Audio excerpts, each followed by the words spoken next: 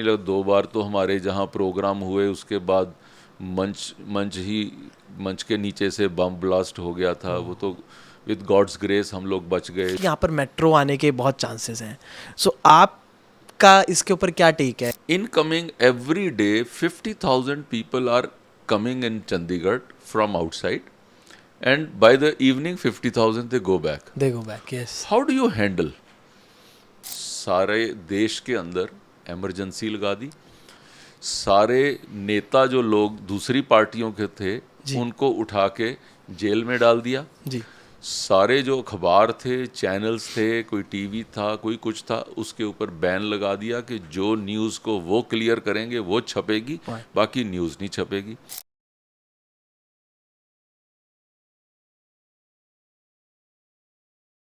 Hello everybody, कैसे हैं आप सब? तो आज का जो पॉडकास्ट है बहुत ज़्यादा खास होने वाला है, बिकॉज हमारे जो आज के गेस्ट हैं वो हैं सर संजय टंडन जी। अगर मैं सर की बात करूं, सर के लाइफ की बात करूं, तो सर की जो क्वालिफिकेशंस है, सर ने जो अचीव किया लाइफ में, उसके ऊपर मुझे खुद एक बुक लिखनी पड़ जाएगी। He is a politician, businessman, successful businessman, he is a writer and sports person, पता नहीं कितना कुछ। कैसे हैं सर आप? बहुत अच्छे हैं, लेकिन अगर आप सर ना कहो तो मैं ज़्यादा कंफर्टेबल हूँ। ओके, सो मैं आपको Sanjay ji बुलाऊं, if it's okay with? कुछ भी बोल सकते हैं। तो आप अभी तो फिलहाल इलेक्शन का माहौल है और पूरे दिन कैंपेन चल रही है, बहुत एक्टिव लाइफ होगी, राइट? देखो, लाइफ का गाड़ी का जैसे गियर होता है ना, ये वो गियर की तरह है। गियर बदला, हम एक डिफरेंट गियर में पहुंच गए। जैसे ही वो ऐसा गियर हो गया कि अब 18 घंटे अगर काम ना करें तो चलता नहीं है, बिकॉज लोगों की रिक्वायरमेंट्स बढ़ती जाती हैं। आपने जगह जगह पर पहुंचना है, वो बढ़ता जाता है, मीटिंग्स बढ़ती जाती हैं, प्रेशर बढ़ता जाता है। सो फिजिकली एंड मेंटली आप पूरा आपका ना एक टेस्ट हो जाता है। और मैंने तो लगभग 8-10 इलेक्शन बड़ी क्लोजली मैंने लड़वाए हैं। इलेक्शन तो मैंने इतनी कैंपेन्स में इन्वॉल्व रहा हूँ, तो मेरे को लगता है कि वो ऐसा टाइम, ये इलेक्शन के समय में ये एक डिफरेंट किस्म का टाइम होता है। आप खाना भी खा रहे हो तो कोई ना कोई आपका फ़ोन साथ में चल रहा है, कोई ना कोई व्यक्ति साथ में बैठा है। उतनी देर में भी मैं यहाँ तक कि गाड़ी में एक जगह से दूसरी जगह पर जाता हूँ तो वहाँ पर भी कोई चैनल वाले वो कहते हैं कि गाड़ी के अंदर भी वो कर रहे होते हैं। सो समटाइम्स यू फील के आपको ना अपनी बेसिक रिक्वायरमेंट्स भी पूरी करने में कभी दिक्कत आ जाती है। आपकी अभी, if you don't mind, if I may ask, what's your age right now? I am 60। और 60 की एज में आप इतने एक्टिव हो, बिकॉज मैं जब भी आया, जब से मैं देख रहा हूँ, आप बस सुबह 8 बजे से, आपने भी मुझे बताया, 8 बजे से लेके रात के अराउंड 12 बजे तक। 12 तो नॉर्मल है। 12 नॉर्मल है? हाँ। सोना नहीं है अभी, जिसमें से वर्किंग टाइम अभी है? सोने का कोई 5 घंटे का टाइम मिलता है, 5-5.5 घंटे का टाइम मिलता है, और वो भी उस पे ऊपर फिर भगवान कितनी नींद देता है वो भी पॉइंट जी। तो अगर मैं बात करूं आपकी लाइफ की स्टार्टिंग की, सो सारी चीज़ों की शुरुआत, स्पेशली योर लाइफ, लाइक कहाँ से शुरुआत है, थोड़ा बताना चाहेंगे प्लीज़ हमें? मैं जो अमृतसर में मेरा जन्म हुआ, और जन्म के बाद हमारे जो पिताजी जो पब्लिक लाइफ में थे जी। और अमृतसर की कंस्टिट्यूंसी को उन्होंने 5 बार रिप्रेजेंट किया विधानसभा पंजाब में जी। और 69 की हमारी जब मिनिस्ट्री बनी यहाँ पे, तो तब मेरे को पहली बार मैं चंडीगढ़ आया। क्या एज थी आपकी जब आप चंडीगढ़ आए? 6 साल का था मैं। 63 बॉर्न। तो हम लोग तब चंडीगढ़ आए थे 69 में, और पापा मंत्री बने थे। तो आके एक इस डिफरेंट माहौल के अंदर हमने अपने आप को एडजस्ट करते हुए स्कूल्स में यहाँ भर्ती हुए। उसके बाद 71 में वो सरकार जो है वो टूट गई थी, तो 71 में हम लोग वापस चले गए। तब मैंने RSS को ज्वाइन किया, मैं 8 साल का था। और 2-3 साल के अंदर मैं उस पोजीशन पे पहुंचा कि जो हमारी जो शाखा होती थी उसका मुख्य शिक्षक बना मैं। अरे वाह। और अमृतसर में मैं उसका इंचार्ज के तौर के ऊपर, पहले हम घटनायक बोलते थे, जो आदमी थोड़े लोगों को मैनेज करता है, उसके बाद ये एमरजेंसी का टाइम आया 75। That was a very painful period. Indira Gandhi के चुनाव को चैलेंज किया गया था इलाहाबाद हाई कोर्ट में। इलाहाबाद हाई कोर्ट ने उनके खिलाफ निर्णय दे दिया और उनको लगा कि जैसे दुनिया ही हिल गई है। और उन्होंने क्या किया कि सारे देश के अंदर इमरजेंसी लगा दी। सारे नेता जो लोग दूसरी पार्टियों के थे उनको उठा के जेल में डाल दिया जी। सारे जो अखबार थे, चैनल्स थे, कोई टीवी था, कोई कुछ था, उसके ऊपर बैन लगा दिया कि जो न्यूज़ को वो क्लियर करेंगे वो छपेगी, बाकी न्यूज़ नहीं छपेगी। हमारे पिताजी 19 महीने जेल में। इतना खौफ जनता के अंदर था कि कोई व्यक्ति जो है हमारे से रोड पे अगर बात भी कर ले तो उसको ये लगता था कि शायद कल सुबह मेरे को इंदिरा गांधी जेल में ना डाल दे। पापा पहले दिन से जेल में चले गए थे। मैं लगभग 12-13 साल का था और कई बार तो जो है ऐसी सिचुएशन बन जाती थी, खाने के भी, घर का खाना कैसे चलाना है उसकी भी दिक्कत हो जाती थी। Because the main man is in jail. जो घर के सबसे मेन व्यक्ति थे वो जेल हाँ, में थे। जो ना ब्रेड अर्नर हैं वो जेल में थे। काम जो है वो तबाह हो गए। जब काम खराबी हुई तो पापा ने अपना जो, क्यों मैं छोटा था तो मेरे कज़न ब्रदर बड़े थे तो जो उनको भेजा, उनको जेल में डाल दिया। जो पापा के पार्टनर थे उनको जब वहाँ पे देखा कि भी वो देख लें, उनको जेल में डाल दिया। उनके बेटे को भेजना शुरू किया, उनको जेल में डाल दिया। इस तरीके से जो भी 4 लोग जो जा सकते थे पापा की गैर हाजिरी में, उन सबको उठाकर जेल में डाल दिया। हम लोग इतने छोटे थे, हमको इतना ये पता नहीं था कि काम कैसे संभालना है। घर के अंदर जो दिक्कत होती थी, और कई बार मैं ये बात करता हूँ कि आज ये कांग्रेस के लोग किसी वक्त ये बात कहते हैं जी, कॉन्स्टिट्यूशंस के बारे में बात करते हैं, संविधान की बात करते हैं। 19 महीने देश के अंदर संविधान बंद रहा, डब्बे में रहा। इंदिरा गांधी का ये हाथ के अंडर रहा। लोग सारे जेल में रहे। पूरा सेंसर ऑफ सारा जो मीडिया है उसके ऊपर सेंसरशिप थी। आप यंगस्टर्स हो, आपने शायद ये वाला कभी सुना ही नहीं होगा कि भी ऐसा भी कुछ हुआ था। तो उसके बाद फिर 77 में जब पापा रिहा हुए, उसके बाद तुरंत चुनाव हुआ और चुनाव के बाद पापा इधर मंत्री बन गए पंजाब के, तो हम लोग फिर चंडीगढ़ शिफ्ट किए। उसके बाद से 77 से आज तक 47 इयर्स हो गए मैं चंडीगढ़ में ही हूँ जी। मैंने फिर यहाँ पे 9th 10th pre university, then B Com honours, फिर वो करके मैंने CA करी, फिर कॉस्ट अकाउंटेंसी करी। So there are 2 professions which I professional degrees which I hold. And मैंने फिर अपनी प्रैक्टिस शुरू करी यहाँ पे। उसके साथ बढ़ते बढ़ते फिर my wife became member of Ludhiana stock exchange. तो हमने स्टॉक एक्सचेंज का काम शुरू किया। धीरे धीरे वो बढ़ता जो NSC BSC उसकी मेंबरशिप वो करी। आज जो है कम से कम 10,000 लोग हमारे क्लाइंट्स हैं जो उसमें काम कर रहे हैं। उसके साथ साथ फिर हमारी जो CA की एक्टिविटी है उसके अंदर कोई 300-400 लोग उसमें काम कर रहे हैं। फिर हमने एक BPO शुरू किया कि जिसमें कॉल सेंटर के तौर के ऊपर, उसमें लगभग 5-7 हज़ार लोग हमारी कंपनी में काम करते थे। और वो एक ऐसा दौर रहा कि हम लोग वो बढ़ते फिर 91 में एक अमृतसर का चुनाव लड़ने के लिए पापा गए थे, जो बिल्कुल लास्ट मौके के ऊपर चुनाव रोक दिया गया था क्योंकि राजीव गांधी जी का उस समय देहांत हो गया था। एंड उस चुनाव के अंदर भी हम लोग बहुत ज़्यादा, उस समय वो टेररिज्म का टाइम होता था।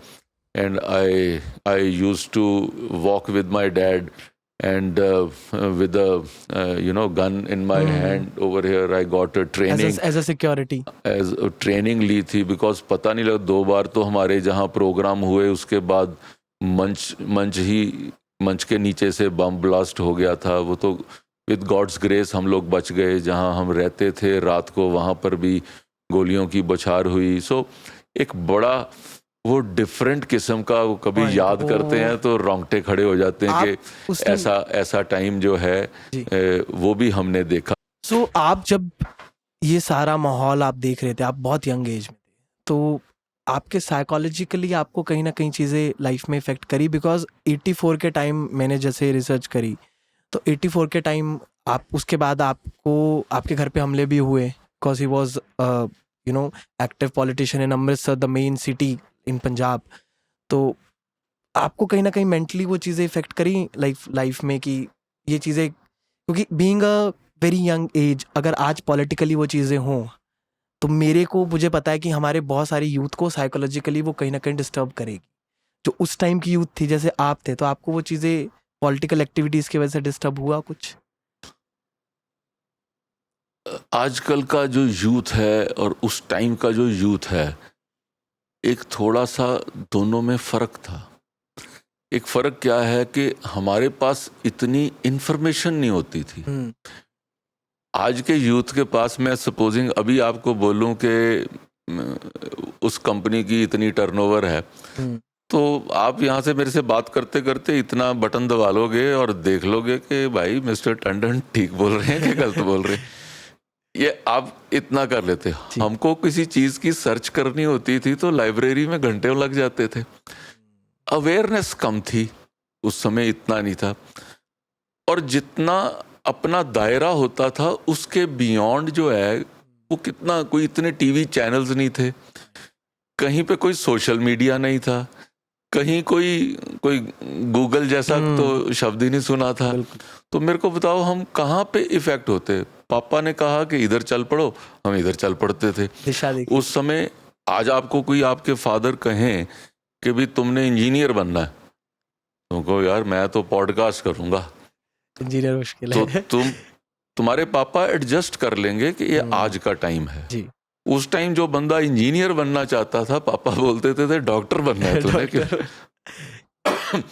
तो वो उसको डॉक्टरी करनी पड़ती थी। बिल्कुल।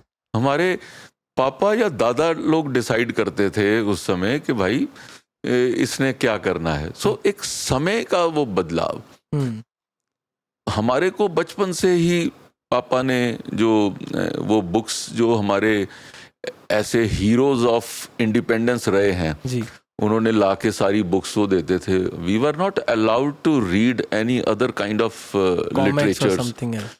हम लोगों के पास उस तरह की किताबें होती थी। मैंने सारा भगत सिंह का लिटरेचर बचपन में 10-12 साल की उम्र में, महाराणा प्रताप, मेरी लाइफ का हीरो महाराणा प्रताप होते थे कि उनकी मैं लाइफ पढ़ता। शिवाजी महाराज, मैंने उनकी जो है वो गूज़बम्प्स आ रहे हैं ऐसे सुन के ना, वो सोच के, क्योंकि आपके हीरो बहुत मैटर करते हैं। मुझे ऐसा लगता है लाइफ में आपके आइडल्स बहुत मैटर करते हैं। अगर आपके आइडल सही हैं तो कहीं ना कहीं आपकी दिशा हमेशा सही होगी। ऐसा लगता है आपको? वो तो होता ही है बेटा। आप सपोजिंग, जो मेरे को याद आता है कि एक बार ना क्या हुआ कि एक पिक्चर में देख के आया, तो वो पिक्चर के जो हीरो हीरोइन थे उनकी ना वो फोटोग्राफ अगले दिन अखबार में वो उसके अंदर आ गई। तो आप जैसे यंगस्टर हो, कॉलेज लाइफ में हो, मेरे को लगा यार ये पिक्चर बड़ी अच्छी थी, तो मैंने ना उसका वो पोस्टर अखबार से काटा और अपने जो कमरे के अंदर लगा लिया। अब मैं शाम को घर आया तो वो पोस्टर जो है ना वो फटा हुआ नीचे पड़ा हुआ था। मैंने अपने मदर को पूछा, मैं कहा मामा ये क्या हुआ? कहते वो पापा आए थे, उन्होंने कहा कि ये पोस्टर देखेगा, दिमाग के अंदर क्या क्या चीजें डलेंगी। है पोस्टर लगाना है, कोई ना भगत सिंह का लगाए, कोई शिवाजी महाराज का लगाए, कोई भगवान राम का लगाए। तो मेरे को वो पहली बार एक ऐसा वो लगा, मैंने ऐसी शरारत पहली बार ही करी थी। लेकिन वो कहते हैं ना कि वो पहली बार में ही वो ऐसा समझा दिया गया कि दोबारा कभी सोचा ही नहीं कि कोई ऐसा है। अगर आप मेरे कमरे की तरफ अगर आप अपना वो घुमाएंगे जो camera, you will come to know कि मेरा थॉट प्रोसेस क्या है। बिल्कुल। जब तक कमरे में जहां आप बैठते हो वहां पॉजिटिविटी नहीं है, आपके माइंड के अंदर आ ही नहीं सकती। जब तक आपके घर के अंदर पॉजिटिविटी नहीं है, आपके रिलेशंस में पॉजिटिविटी नहीं है, आपके जो है उस ज़मीर के अंदर, आपके व्यवहार के अंदर वो आ ही नहीं सकती। So if you talk about जो आपके फादर साहब थे के बारे में अगर बात करूँ, he was one of the founder of Bharatiya Jana Sangh and उनका पॉलिटिकल जो करियर है, और even at his last time he was a governor of Chhattisgarh, he was serving as a governor. उनकी लाइफ से आपने क्या सीखा? बिकॉज उनकी जो लाइफ के बारे में अगर मैंने पढ़ने की कोशिश करी सर्च, मुझे पता नहीं था कि वो इतने बड़े लेजेंड हैं। टू बी ऑनेस्ट, मुझे ऐसा लगता है कि कहीं ना कहीं हमारे को भी ये चीज़ें कम बताई गई हैं, जो असलियत में जो हमारे, ही was one of the freedom fighters. उन्होंने इमरजेंसी के टाइम इतना बड़ा रोल निभाया, उन्होंने कितना बड़ा उनका पॉलिटिकल करियर रहा। तो आपने उनकी लाइफ से सबसे मेन चीज़ क्या सीखी? सबसे बड़ी चीज़ पापा कभी ऐसा समझाते नहीं थे। मेरे पापा ने मेरे को ये नहीं कहा कि बेटा रिएक्शन ऐसा होना चाहिए, तुम्हें ये ऐसा समझना चाहिए। पापा ने अपने किरदार से मेरे को चीज़ें समझाई कि जैसे मैं आज जो पॉलिटिकल लाइफ में पेशेंस होनी चाहिए, ये पापा ने समझाया नहीं, उन्होंने अपनी लाइफ में पेशेंस रख के दिखाया। 2002 में पापा जब ये चुनाव हार गए राजपुरा में, तो पहला चुनाव था जो पापा हारे, तो पापा ने उसी समय अडवाणी जी को चिट्ठी लिखी कि आज मैं चुनाव हारा हूँ, अब मैं पार्टी का काम करूँगा, मैं कोई चुनाव नहीं लड़ूंगा, और मैं 75 साल का हो गया हूँ। मैं तो ये कहूँगा कि सब लोग को ऐसा निर्णय करना चाहिए। There is a time in life when you should decide कि I will work for the party and not contest the election. पापा ने ये डिसाइड किया, और उसके बाद आज कई लोग उसको फॉलो कर रहे हैं। no और उसके बाद 2002 से लेके पापा 2014 तक जो पार्टी ने काम दिया पापा ने वो किया। इवन समटाइम्स हम लोग जैसे सोचते हैं कि ये पापा के लेवल से ना ये थोड़ा कम लेवल का काम दे दिया, लेकिन पापा ने नहीं कभी कहा कि मुझे ये क्यों कोई दिया। काम छोटा बड़ा नहीं, उन्होंने कहा कि जो मेरी पार्टी ने सोचा है मैं वो करूँगा। हम लोग घर बैठे हुए थे, सडनली टीवी के ऊपर हमने देखा कि पापा has been appointed as governor of Chhattisgarh. अरे he was not asked, he was not called, he was not told. We saw it, and I was sitting in Delhi in some meeting, और पापा चंडीगढ़ में थे। मैंने पापा को फ़ोन किया, मैं कहा पापा आपने टीवी देखा? कहते क्या हुआ है? मैं कहा वो टीवी पे आ रहा है आप गवर्नर बन गए हो। कहते अच्छा, ओ यार मैंने तो पता ही नहीं है। तो ना कभी कैपेबल थे, डिजर्विंग कभी थे। अपने लिए कुछ मांगने गए, ना कभी किसी को कहा भाई मेरे लिए ये करो। पेशेंस से अपना काम करते गए। ये उन्होंने अपनी लाइफ में जी कर दिखाया। I think that's one point which I would say the biggest point. I can give you 10 anecdotes, but then I would next narrate podcast more. में for sure। तो एक चीज ना सबसे मेन, अब हम बात करते हैं हमारे सिटी ब्यूटीफुल के ऊपर। सबसे सुंदर शहर, मैं बीइंग अ यूट्यूबर मैं बहुत ट्रैवल करा है, मैंने ऑलमोस्ट पूरा इंडिया घूमा है, इवन अब्रॉड भी कई कंट्रीज में गया हूँ। मैंने एक चीज़ देखी है, चंडीगढ़ जैसा कोई नहीं। चंडीगढ़ शहर सबसे अलग है। आप जब चंडीगढ़ में आए थे वो कुछ भी नहीं था टेक्निकली, बहुत कम शॉप्स थी, बहुत कम ट्रैफिक था, बहुत सारी चीज़ें बहुत कम थी। आज का जो चंडीगढ़ है बहुत डिफरेंट सीन है। आपको कैसा लगता है उस टाइम के चंडीगढ़ और आज के चंडीगढ़ में क्या फ़र्क है? सबसे मज़ेदार चीज़ जो है, क्योंकि आपके सुनने वाले मज़ेदार चीज़ ज़्यादा सुनना चाहेंगे। चंडीगढ़ में जो लोग बाहर से आते थे ना, तो वो कहते थे कि यार चंडीगढ़ दियाँ ना सड़कें बहुत खुली हैं जी। किसी भी समय दिन के ना आप गाड़ी सीखना चाहते हो तो चंडीगढ़ आ जाओ।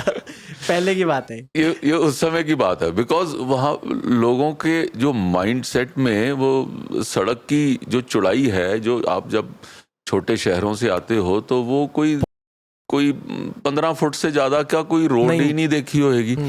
यहाँ पे आना तो आपने देखना कि 50 फुट की रोड है, पूरा प्लान। अच्छा, फिर ट्रैफिक भी कम है, तो घर से शुरू होते थे तो वहीं पे आप गाड़ी सीख लो। आज किसी को गाड़ी सीखनी है उसको एक पर्टिकुलर एरिया में जाना पड़ता है। So Chandigarh was a haven for learners of driving. So ये एक उस समय का था। आज का चंडीगढ़ इज एस्पिरेशनल। आज का चंडीगढ़ जो है वो पहले एक वो बोलते थे कि चंडीगढ़ ना हरियां झाड़ियां ते चिट्टियां दाड़ियां। हरियां झाड़ियां मीन्स के ऑल अराउंड के ग्रीनरी है और वो अपने आप ही उग जाती है, वो कि ना जितना जैसे रॉ वो उग जाती है और बुजुर्ग लोग रहते हैं। सो वो बोलते थे कि ना हरियां झाड़ियां चिट्टियां दाड़ियां। So this used to be told about Chandigarh पहले। ये उस समय की बात है। आज कोई ये रिटायर्ड बंदों का शहर नहीं रह गया, आज यंगस्टर्स का शहर हो गया। आज देखो, आज Gedi route is a word which is world famous जो है। लोग बात करते हैं, आज बात करते हैं कि यार वो उस कॉर्नर पे जाना है, गोलगप्पे खाने जाना है, इस कॉर्नर पे जाना है तो यहाँ पर हमारे को जो है ये वाला पिज्जा मिलेगा, यहाँ पर ये वाली आइसक्रीम वाला खास है यहाँ पे। मतलब अब पहले चंडीगढ़ क्या था, एक नया सा शहर बना था, तो यहाँ की कोई हेरिटेज नहीं डेवलप हुई थी। आप जाएं, जैसे किसी शहर में जाएं, अमृतसर जाएंगे, या अमृतसर का कुलचा खाया है, तो चंडीगढ़ में आगे कोई किसी को क्या पूछो, चंडीगढ़ का अपना क्या होता था। सो चंडीगढ़ ने धीरे धीरे सारी कल्चर्स को इसको बीच में अपने अंदर समाहित किया है। सो आपको यहाँ पर एक छोटा सा जो है वो पंजाब भी दिखेगा, आपको यहाँ छोटा सा एक हरियाणा भी दिखेगा, आपको छोटा सा हिमाचल, उत्तराखंड ये भी दिखेगा। ये चार स्टेट्स जो है वो है। इसके अलावा then you have Odia people here, you have a Bengali people here, you have Rajasthani people, you have Tamilians, so मैं तो वो सारे वो लोगों से इन टच में हूँ। अब वो एक जैसे होता है ना, जो कॉस्मोपॉलिटन सिटी है, जैसे दिल्ली को कहते हैं, so it is a mini Delhi today. So that is the change which Chandigarh has gone through. तो ऐसे जब इतना बड़ा चेंज आता है किसी भी स्टेट या किसी भी सिटी के लिए स्पेशली, तो बहुत सारी चीज़ें चेंज हो जाती हैं। सबसे मेन चीज़ जो ट्रैफिक की हमने अभी बात करी, तो उसके ऊपर बहुत टाइम से, कई सालों से, मुझे भी जब से मैं यहाँ पे, because I am a student of Punjab university ST college, तो जब मैं आया था तब से मुझे सुनने को मिला था कि यहाँ पर मेट्रो आने के बहुत चांसेस हैं। सो आपका इसके ऊपर क्या टेक है? क्योंकि मुझे लगता है मेट्रो ज़रूरी भी बहुत है because of the traffic, but city beautiful इसलिए क्योंकि यहाँ की जो पेड़ों की, यहाँ का जो एनवायरनमेंट बचाने की, मुझे बहुत अच्छा लगता है कि स्पेशली गवर्नमेंट ने बहुत अच्छा काम किया बहुत सालों से। स्पेशली अगर मैं बात करूँ, बीजेपी की गवर्नमेंट ने बहुत अच्छा काम किया है यहाँ पे प्रिजर्व करके रखने के लिए, जो नेचर है यहाँ का वो मेंटेन करके रखने के लिए। वो अगर इतनी बड़ी मेट्रो यहाँ पर आती है तो वो हम कैसे संभाल पाएंगे जो नेचर है यहाँ का?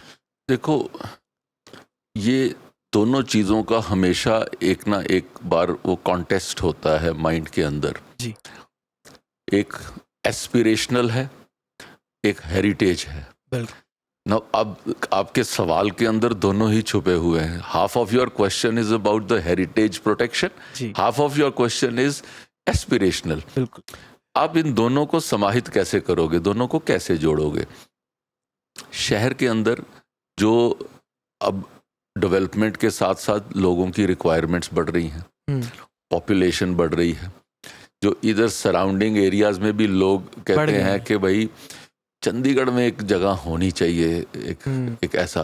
कई लोग जो दूसरे आजू बाजू के शहरों में भी रहते हैं, उधर भी उनका घर है, तो कहते हैं एक चंडीगढ़ में भी होना चाहिए। बच्चे ने पढ़ना है जी, एक चंडीगढ़ होएगा वो ठीक है। चंडीगढ़ की में पढ़ाई का एक ये हब है पढ़ने का। दूसरा है एक हेल्थ टूरिज्म के लिए चंडीगढ़ डेवलप हो रहा है, हर तरह का डॉक्टर है, हर तरह की, क्योंकि ये परिवार के साथ जुड़ी होती है। पढ़ना सबने है, कभी ना कभी किसी को कोई मेडिकल जरूरत पड़ती है। So Chandigarh has these two very strong cases. So incoming every day 50,000 people are coming in Chandigarh from outside, and by the evening 50,000 they go back. Yes. How do you handle? आप कैसे करोगे? 10,000 people की footfall है PGI के अंदर daily 10,000। सारे आसपास के स्टेट्स के, पंजाब, हरियाणा, हिमाचल, कहीं से भी आए। PGI की एंट्री में 10,000 बंदा है। अब आप मेरे को बताओ उसको हैंडल कैसे करोगे? Bottom. यू फील कि यार जो आदमी परवाणु पंचकुला से चल रहा है, should he have something directly, कोई वहां से बैठे और पीजीआई के अंदर स्टेशन हो वहां उतर जाए. He does not disturb any ecosystem of Chandigarh. A person, अब न्यू चंडीगढ़ डेवलप हो रहा है जी. वो कोई डेवलप करने से पहले कोई चंडीगढ़ियंस को तो नहीं पूछा गया था. नहीं. पंचकुला डेवलप करने से पहले कोई भी चंडीगढ़ से परमिशन ली हो, कोई मोहाली वालों ने ली हो? नहीं. ना ही कोई लेगा. Point. ये एरिया डेवलप हुए because of proximity to Chandigarh. Chandigarh, जैसे दिल्ली के पास नोएडा की and वैल्यू, गुड़गांव। गुड़गांव है, फरीदाबाद, गाजियाबाद, ये डेवलप हुए पेरीफरीज में. ऐसे ही चंडीगढ़ की ये पेरीफरी डेवलप हुई. No, no. वो बेचारे बंदे ने जो उधर रहता है, मोहाली रहता है, पंचकुला रहता है, इधर न्यू चंडीगढ़ है, उसने क्या कसूर किया है भाई? उसका दफ्तर 17 सेक्टर में है. बिल्कुल. सुबह वो वहां से उठता है, यहाँ पौना घंटा गाड़ी चला के वो 17 सेक्टर आता है. बिल्कुल. उसका माइंडसेट सोचिए, it's a 5 days in a week, same route, same time, same traffic, 45 minutes in the morning, 45 days in the evening. और ये बढ़ेगा ही बढ़ेगा कम नहीं होगा. if you don't take a decision. Yeah, no doubt. So you have a choice here. Now you want to see the heritage, you want to see the aspiration. So यहाँ पर हमने एक सर्च करी कि उसके अंदर एक स्काई बस, एक उसका प्रोजेक्ट गडकरी जी ने एक सजेस्ट किया था कि जिसके अंदर आप किसी चीज को डिस्टर्ब ना करें. जैसे हमारे राउंड अबाउट्स हैं, उसके अंदर एक पिलर लगेगा, एक round about two round about एक उसके सेंटर में लगेगा, तो स्काई बस ऊपर से निकल जाएगी, वो किसी को कुछ डिस्टर्ब नहीं होगा. सो ये एक प्रोजेक्ट को हमने इनको वो दिया उसको स्टडी करने को. But these things they take lot of time. Then there was second project was the monorail. The monorail is a one box of जो कंपार्टमेंट, जो वो मोनो रेल की, वो सिंगल ट्रैक के ऊपर वो ऐसे चलती है. Then the third is the metro. जब सबसे बात करी पंजाब हरियाणा उनको साथ लिए बिना, तो चंडीगढ़ की तो मेट्रो चल ही नहीं सकती. बिल्कुल. फुटफॉल ही नहीं होएगी ना. चंडीगढ़ के, मैं यहाँ से उठाऊं तो मैंने कहाँ जाना है? मैं यहाँ से उठाऊं, मेरा 33 में ऑफिस है, तो मैं यहाँ से 33 जाना है. बिल्कुल. तो मेरे को यहाँ से वहाँ मेट्रो ले जाने वाली होएगी तो कितनी फुटफॉल उसके अंदर होएगी? वो कमर्शियली वाइबल ही नहीं होगा. तो पहले जितने प्रोजेक्ट्स थे इसके बारे में आए तो वो टेबल पे आते ही वो खत्म हो गए. बिकॉज अगर कमर्शियली वाइबल नहीं है चीज तो कोई चल नहीं पाएगी. बिल्कुल. अभी लेटेस्ट में ये शुरू हुआ कि इसको यहाँ से मोरिंडा तक जाए, इधर से रायपुर रानी तक जाए, क्योंकि वो लोग रोज चंडीगढ़ आने वाले वहां से हैं. सो उन्होंने एक सर्वे किया कितने लोग रोज वहां से चंडीगढ़ आते हैं, कितने यहाँ से उधर जाते हैं. Based on that now they are trying to converge on के ये तीनों स्टेट्स मिलके इसको करें. सो अब वो एक पॉइंट पर जाकर वहाँ पे इन्होंने उसका स्टेशन बनाने की जगह जो है उसके ऊपर थोड़ी बात चल रही है. तो मेरे को लगता है कि एक बार वो हो जाता है, देन इधर मोनो रेल और मेट्रो, तो ये जाएगा. और शायद उसके अंदर वो डिगिंग को अवॉइड करके सारा उसको ऊपर से ले जाए. क्योंकि ना ये चीज़ मुझे कहीं ना कहीं ऐसे लगती है कि हम बीइंग एन इंडियन, जब हम स्विट्ज़रलैंड जैसी जगह देखते हैं या फिर और अदर कंट्रीज से, उनकी सिटीज़ से हम खुद को कंपेयर करने की कोशिश करते हैं, हमें डेवलपमेंट चाहिए बट हम डरते भी हैं.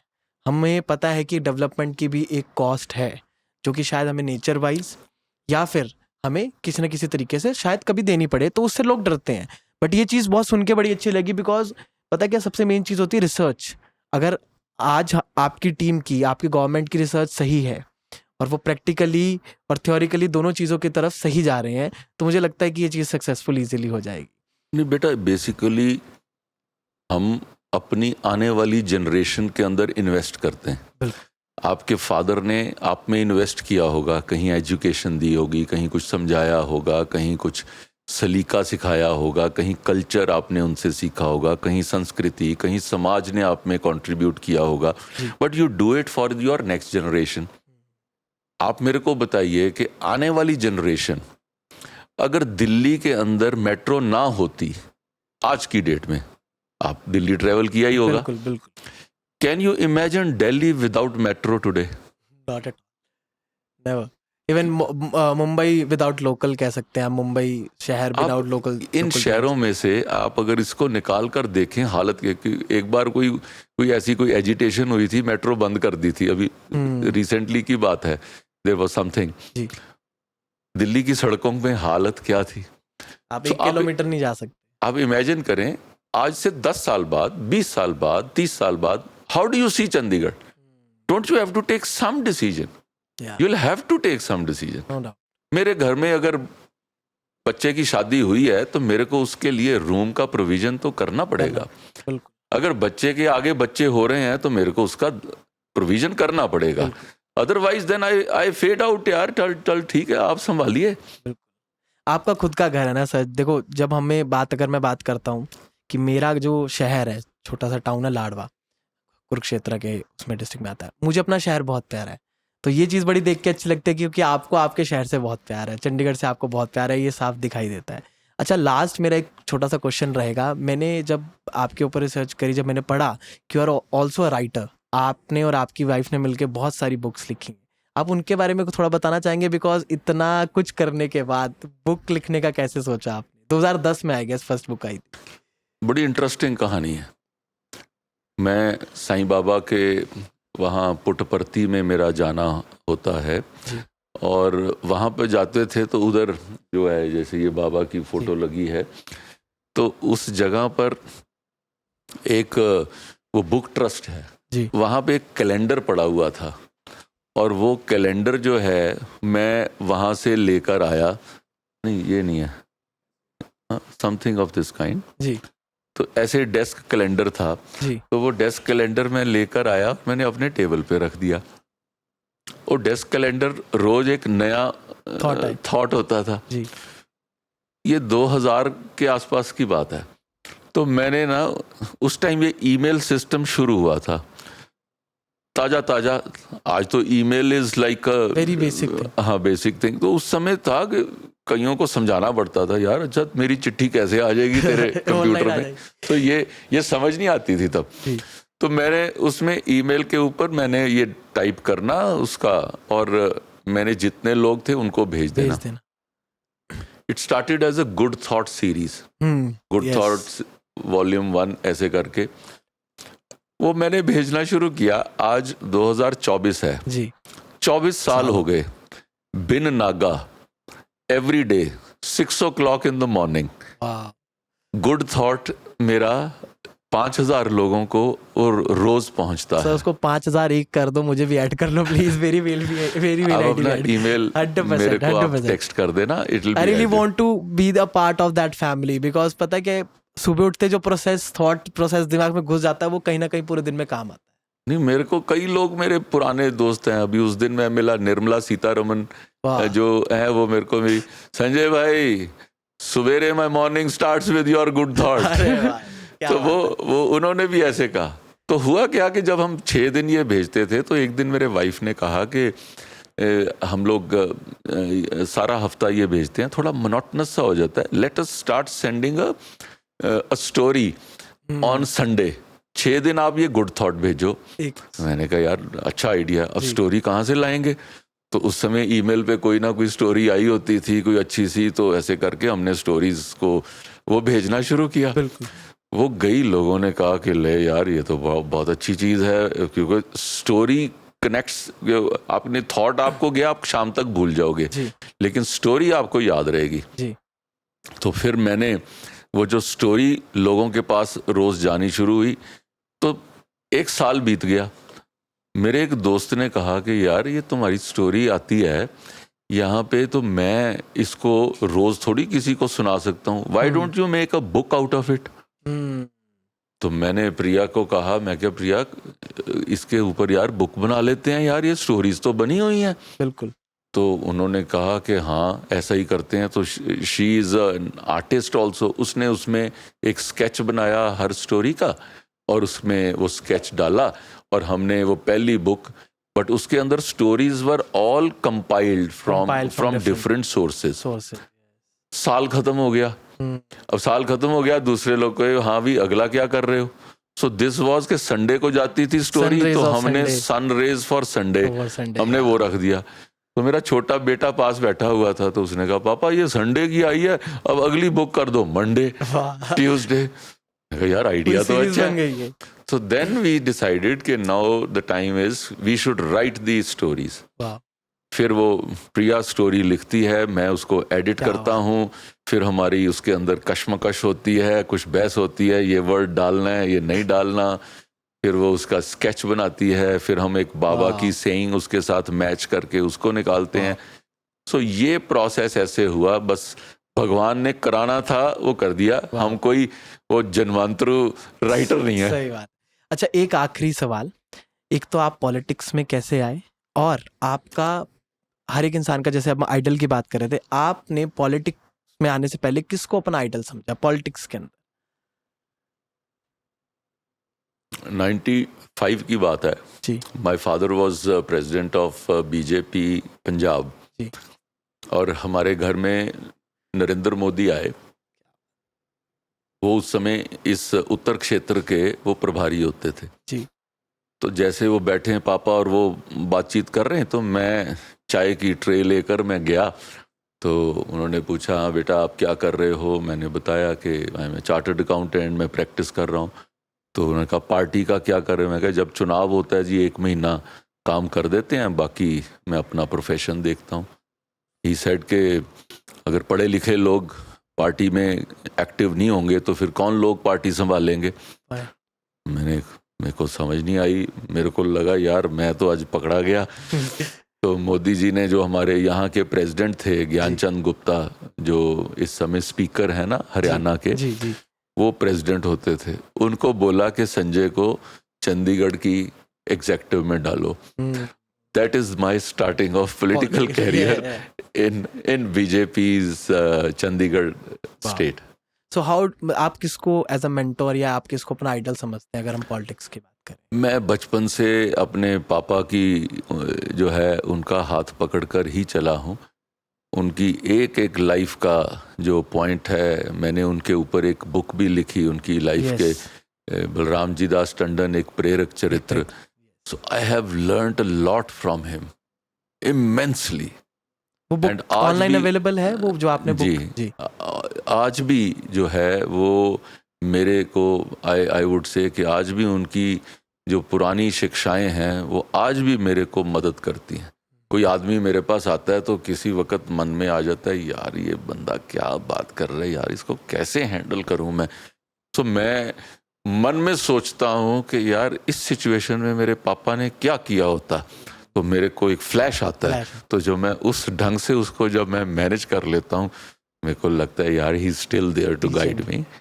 सो I will give you that book. अरे thank you so much sir. And ये बातें अभी रोकने का मन नहीं करा, बट आपका बिजी शेड्यूल है. थैंक यू सो मच, आपने टाइम दिया. But I really want, after these election I really want your time. मैं आपसे और भी बहुत सारी बातें करना चाहता हूँ. एनी टाइम बेटा, आई एम अवेलेबिलिटी ही है हमारे पास. मेरा तो स्लोगन ही ये है कि एक मोदी की गारंटी और एक टंडन की अवेलेबिलिटी. अरे वाह क्या बात. Thank you so much sir. Thank you so much. Thank you.